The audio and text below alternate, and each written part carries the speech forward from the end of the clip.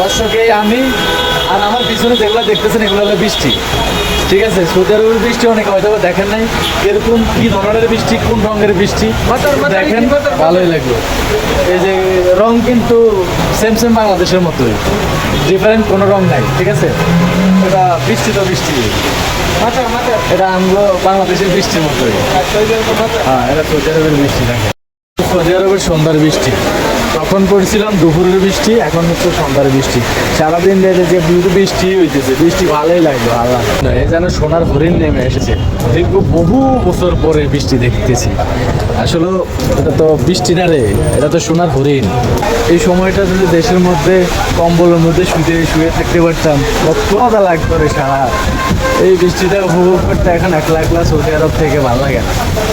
হ্যাঁ, সৌদি থেকে একলা একলা উপভোগ করার মতো আছে। ও ও ও ও পুরা পাড়ায় লেগেছে রে, বৃষ্টি পুরা পাড়ায় লেগেছে।